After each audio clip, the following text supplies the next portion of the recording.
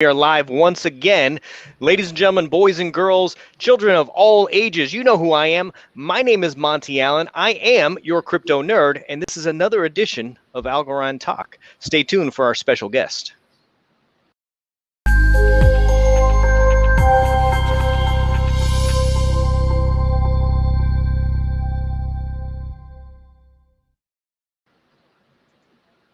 All right, thank you.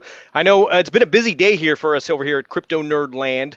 We've had a couple of streams today, and I am happy to end my day of streaming with Jeffrey, the founder of the PotatoCoin. It's not just the potato coin; it's like the potato movement. It feels like, Jeffrey. It feels like you're doing something bigger than just the coin or tokenomics or crypto. You're making a real world difference, aren't you? Yeah, we're trying to. You know, it's been quite a journey, and the food banks have even reached out and said, you know, you guys are just feeding hundreds of families every week. So it's a great feeling. I think it's fantastic. So there may be a few people in the audience who aren't familiar with the potato coin or what you're doing. Can you give us just the short version of what potato coin is all about? Yeah, so PotatoCoin started out as a food drive, basically a massive potato donation, kind of half joking around, but also knowing that we really wanted to help people. Believe it or not, Utah, even though it's among the richest states in the country, it has a serious hunger problem. So when I heard this statistic, it really, really shook me. 20% of kids in Utah don't know where their next meal is going to come from. So 20%? Did you say 20? 1 out of 5? Yes, 1 out of 5. That is shocking. Yeah, it's really sad, and it tugged on my heart, and I decided that, well, let's do this. Let's do potatoes. It's a good source of nutrition, and they're versatile. So really, it was just a catalyst of wanting to help people. We came up with the idea with a small group of people. We wanted a token as well, an ASA, that would basically be for the holders, a show of support for the mission. And from there, it just kind of took off. The whole Algorand community just started supporting us. Yeah. Now, were you familiar with Algorand previously, or were you introduced to that idea as the ASA, or what came first, I guess?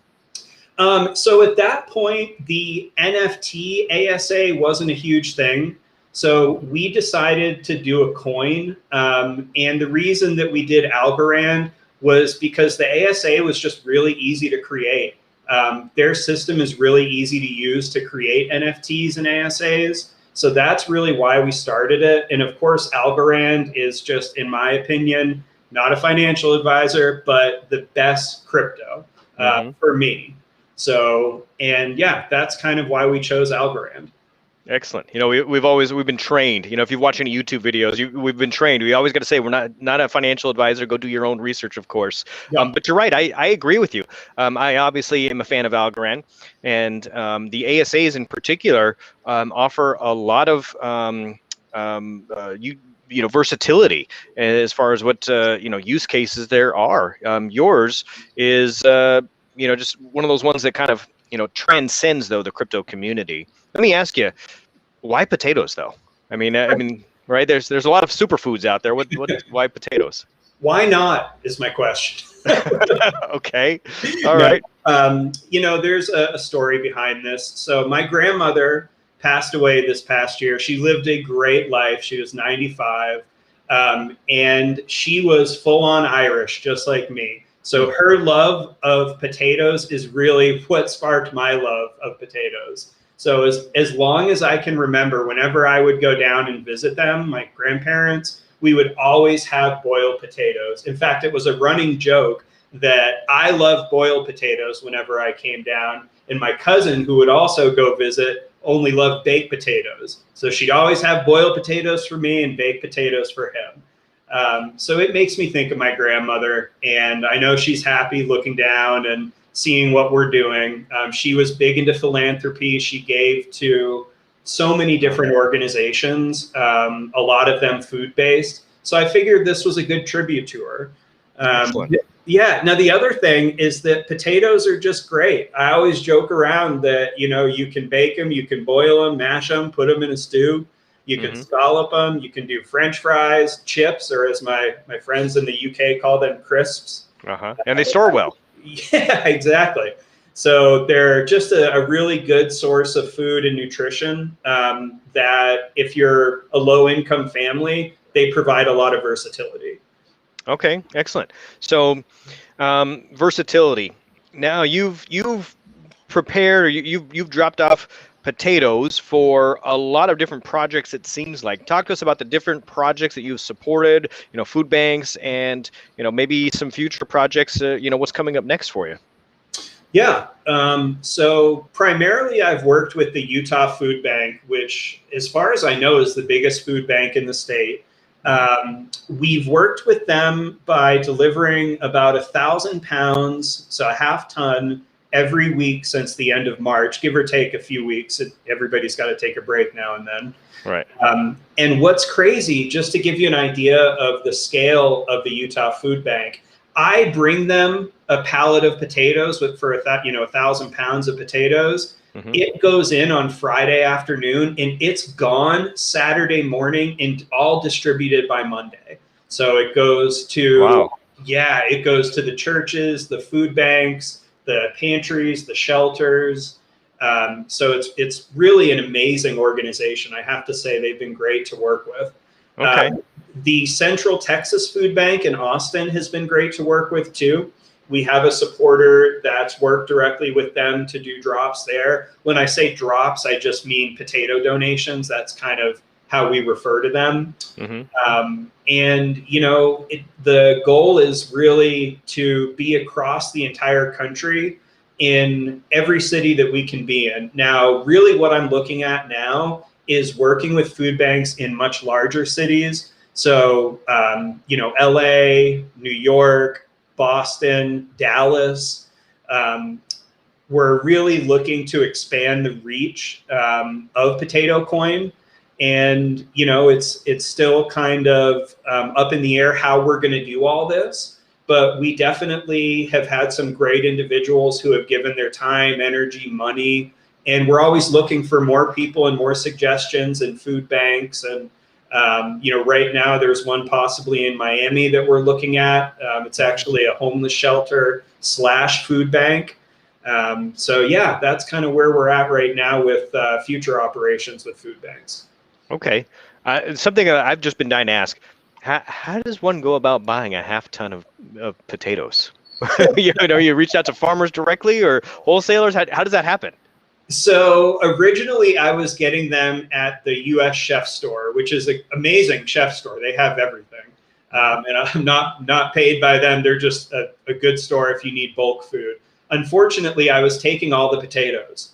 So they got the potato shipment on Monday, and I would come in on a Friday morning and get, 1,000 pounds, and they would have none left for the restaurants. Yeah. So I had to stop going to the chef store, and I actually went to Costco, and Costco is a much more, I think professional would be the word when it comes to distribution. They're a more professional company because they have a loading dock out back. I just pull up the truck, they load it in, and I bring it to the food bank. Logistics-wise, it's much more advanced company, yeah. Oh, yeah, definitely. The logistics are much easier in picking up large quantities of food at Costco for sure.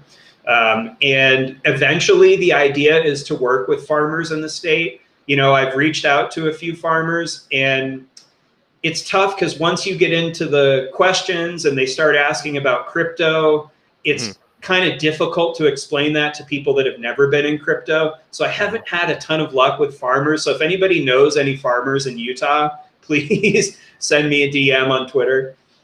All right. That's interesting. So the crypto portion of it is it's off-putting to them maybe a little bit, or just unknown. They're not sure what to do with it.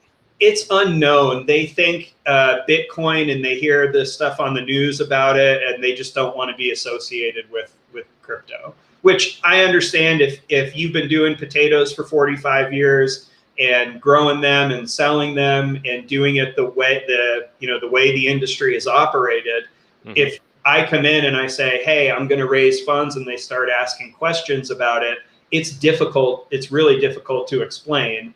But the goal is to find, someone that does understand that can look at providing us thousands of pounds of potatoes directly from the farm. That is definitely a goal of ours. Excellent.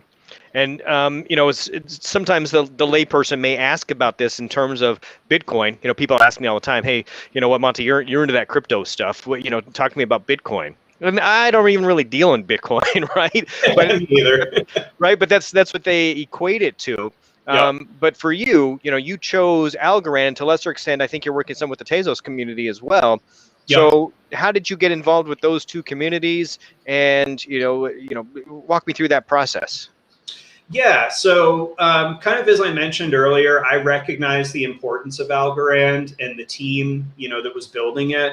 And what happened eventually was, we tested this out, and the response from the Algorand community was amazing. I did not expect it whatsoever. So when I saw that initial response, I knew that that's where PotatoCoin had to be centered and focused on.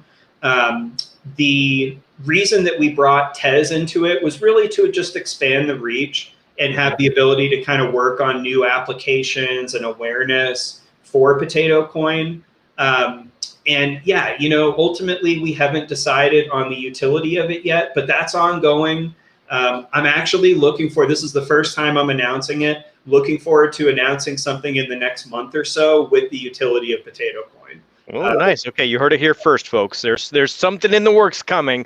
Utility's on its way. That's nice to know. I mean, even without the utility, it's still such a great mission that really some utility is just kind of the icing on the cake, I think, for a lot of people. May give you a little bit more, I think maybe some awareness in the community. And it's nice to be able to give back if there's a use case as well. So that'll be interesting. Now, have you run into any, bad actors, I guess, in the crypto community area? Has anybody tried to copycat or get donations, in your name, but not really, get into your, but not really associated with you? Have you run into any of that? That's always a concern in the crypto community. There's some bad actors, unfortunately, here and there. There are, and I've heard of it. I haven't specifically seen it in the Algorand community. But I've heard about it with other cryptos, and luckily we haven't had any copycats whatsoever. One of the ways that people can make sure that they're donating directly to PotatoCoin is our algo address starts with the word potato. We got a vanity address, which is really nice. And then, of course, on Twitter at PotatoCoins with an S. And really, I can't imagine. I guess there are people that would do really bad things with crypto and trying to imitate people. So if anybody ever runs into a situation where we are asking directly, for funds from individuals that we don't know or haven't dealt with, please reach out to me, because we're a very open organization. So if somebody is representing PotatoCoin at all and you don't think that they're officially part of the team, please message me so that we can see about that. But luckily, fingers crossed, that won't happen. Good. Now, just to clarify, so the Twitter handle has the S, but the website is just potatocoin.io, correct? .co. Or .co, sorry. Yeah. Okay, perfect. All right. So I know that you were in progress of becoming an official nonprofit. What's the timeline for that? How is that process actually? There's probably a few people out in the community that are thinking about that. What's it been like for you? So I'm not going to lie, it is an arduous process. So first you have to fill out the paperwork to be a nonprofit and then to be 501c3 tax exempt. The IRS communicates with you and asks questions, and you kind of have a correspondence with them back and forth before they decide whether or not you're approved. I haven't even gotten to that part yet. So anywhere between 2 and 12 months is what I've been told. We filed at the end of March, beginning of April. So we're hoping to hear back within the next month or two, at least what their initial reaction is, if they have any questions, if they want to correspond with us. So really, it's at this point, it's just a waiting game. Got it. And that will allow you to be, I mean, that's nationwide. That's not state specific, right?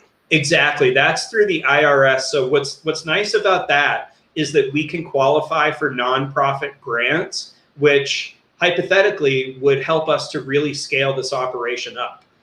So that's something that I'm looking forward to, is being able to apply with the Department of Agriculture, with the State Department of Ag.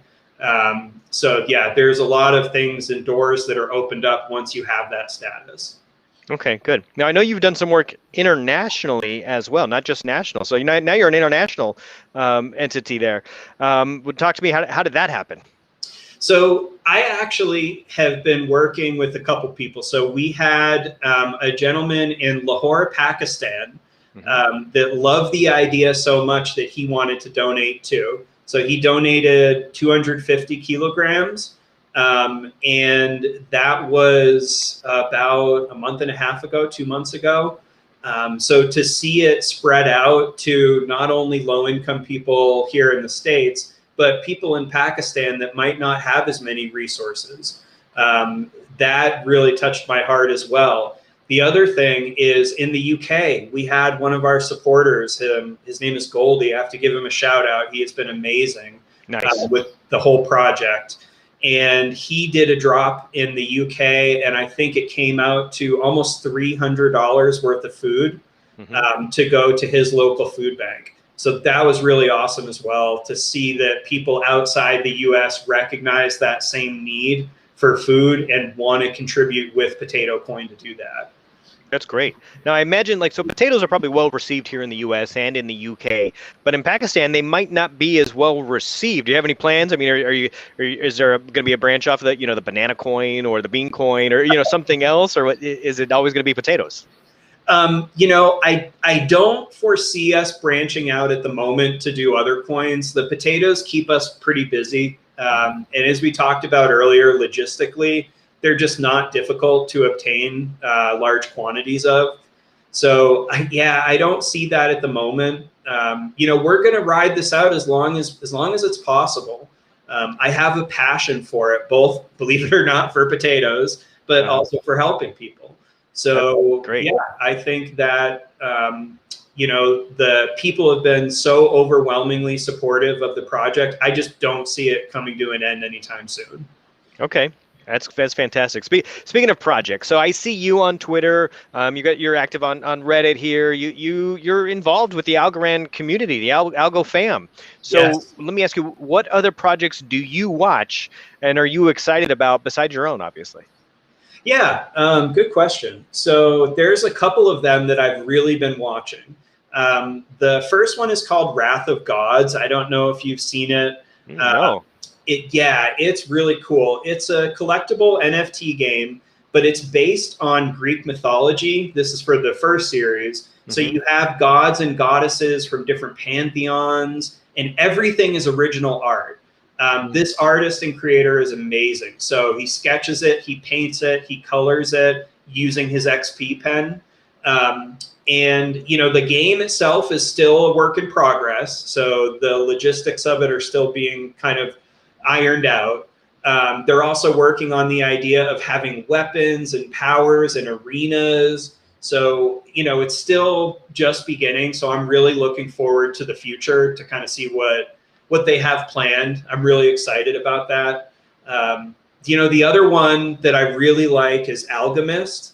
Now, Algomist is really unique. It's a chemistry-themed NFT card collecting game. And what the players do is you get the NFTs as elements, like in the periodic table. And by doing so, you actually earn ASA airdrops for the cards in terms of an NFT called Energy that's created. So then the energy tokens are used to purchase new cards from the website, which they have, which lets them craft molecules and compounds. So then you get into being able to make caffeine and different. That's cool.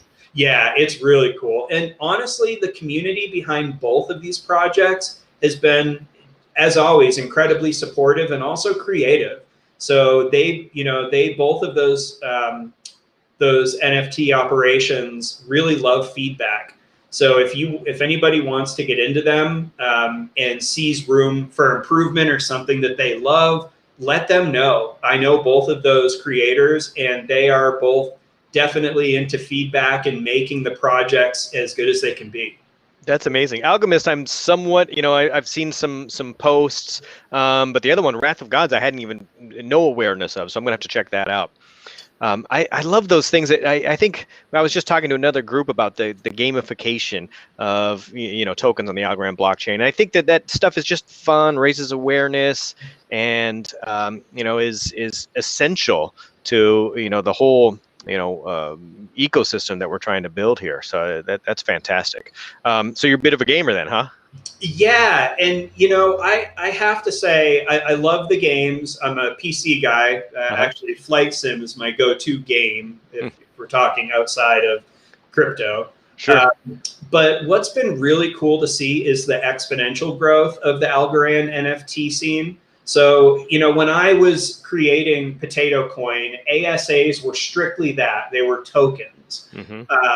And when I started to see the shift to actual NFTs and linking to IPFS, when I was able to experience that growth, I realized that this is going to give OpenSea a run for their money. This is going to give Rarible a run for their money. And sure enough, the Algorand community, I've seen cards go for 500 algo, 1,000 algo, excuse me. So yeah, just the community itself, the Algorand NFT community has been very supportive, which I really appreciate. So fundraising for you, I mean, besides just donations, are there charitable auctions? Have people donated NFTs? What's the most creative way, I guess, that you've been raising money so far? I would say NFTs, hands down. Yeah. Many of the drops from the last month or so have been solely funded by the NFTs that we've sold. And I've got to say, there's some awesome creators out there. All the PotatoCoin NFT creators have been amazing. We do have a couple that we're working on right now, so I'm really excited about that. They're going to be released on AB2. I feel like that's the best platform for us. Simple, it's easy to use, everybody can use it. So definitely look out for those, I would say, in the next 24 to 48 hours. Okay.